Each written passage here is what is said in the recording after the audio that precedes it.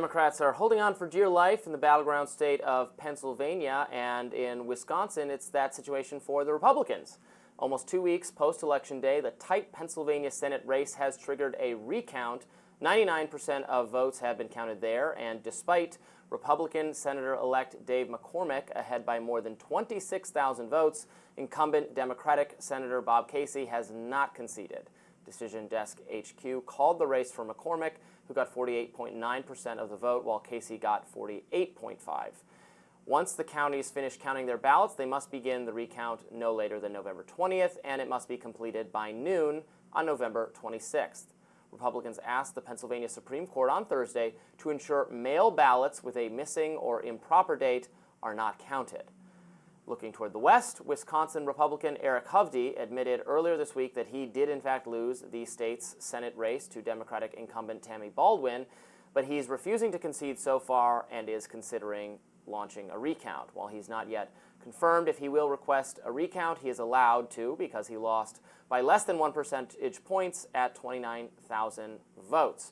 So I've not followed the situation in Wisconsin as closely, but Baldwin held on to the seat, and it doesn't look like any kind of recount could possibly change that. Yeah, that's right.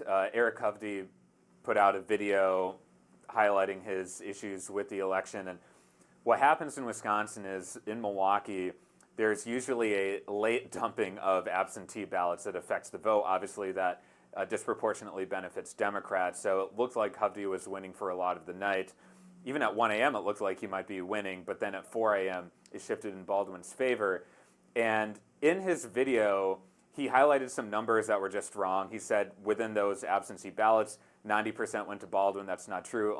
Roughly about 80% went to Baldwin, which is roughly on track with what you would expect from the Milwaukee vote. So I don't expect this changing. What I do hope to happen, though, is that we have pre-counting of absentee ballots, so we don't have this late confusion as we're counting those votes. And going to Pennsylvania, just briefly, they may do a recount, and obviously candidates within a certain margin, subject to state rules, are allowed to ask for recounts, and that's totally fine. But I don't see either of those races changing. Yeah, I don't either. And McCormick said that in a statement. He said, look, it's within the margin, and Casey is legally correct to call for a recount if he wants one, but we all know it's not going to change the outcome in either of these cases. They were both close. Michigan was kind of close. We had these number of swing states where Republicans did get a couple pickups. They did pretty well, and I think they're very happy. They could have, really hit the ball out of the stadium with if they'd picked up the Baldwin seat and one in Michigan, but they didn't. Still a pretty good night overall for Republicans, so I don't think they're too upset about their Senate achievements, but that's the way it goes. Yeah, and part of what happened in states like Wisconsin is Tammy Baldwin ran basically at the same level as Kamala Harris. They got almost identical numbers of votes.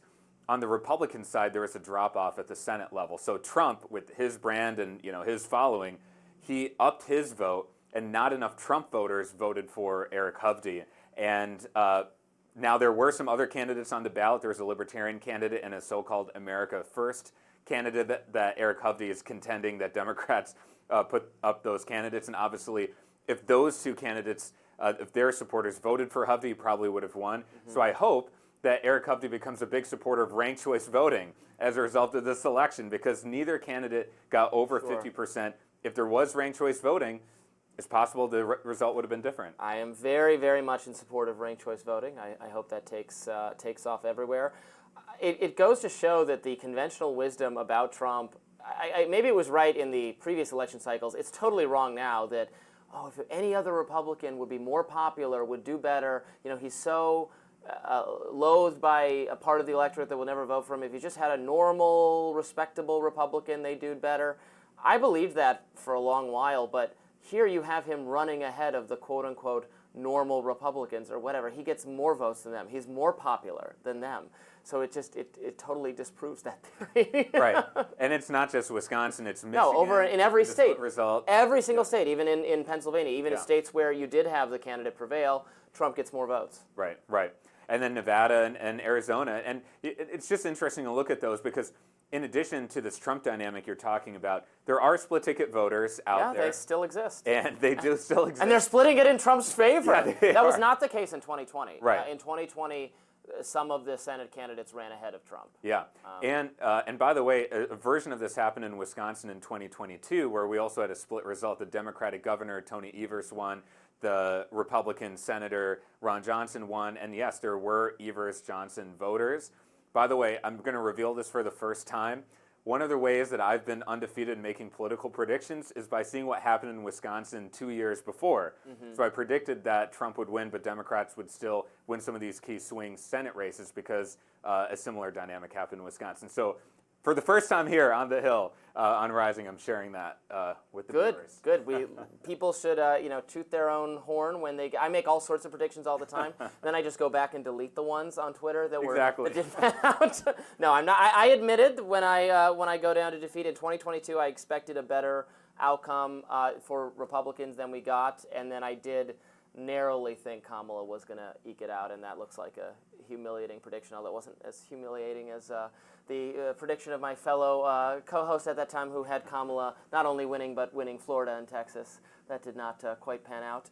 I was interested to see Kyrsten Sinema say that Casey and Gallego should be included in all the festivities for incoming senators, even though the other person hasn't conceded in those races. I agree with that. They are the winners. They are going to be the senators, even if it's, or for Tammy Baldwin, even if these recounts are going to occur, we know the results, what it is, and they should be included in the welcoming materials in D.C., don't you think? Yeah, absolutely. Those orientations are really important. They've been happening this past week, and they help especially new senators get accustomed to how things actually operate. You know, for a lot of freshmen senators as well as representatives, there's a huge learning curve just to figure out how to set up your office, how to introduce legislation. But one thing that really... You gotta find housing in my neighborhood, in Navy Yard or on Capitol Hill. Exactly. It's hard. Some of them get housing, some of them have roommates, some of them sleep in the office, believe it or not, and use the congressional gym and showers. But the thing that needs to change with the orientations, though, that would make it more helpful for people is to have more interaction across party lines. A lot of the orientations are done completely separately, and so the members of Congress are not actually meeting each other and building relationships. And at the beginning of every new class, they usually say, all right, we're going to be the class that models civil discourse and we work on bipartisan legislation. And it's really tough because you get immediately segregated, and that practice needs to change. It's like when none of the boys and none of the girls will talk to each other at the 6th grade dances, right? It's you gotta mix it up. You gotta do some icebreakers. It's like middle school. Yeah. It is. Go talk to a girl. That's my advice to members of Congress. More Rising coming up right after this. I'm not sure what we're talking about next. I'm gonna look down and see if I can figure it out. Who will run the DNC? That's up next. Stick around.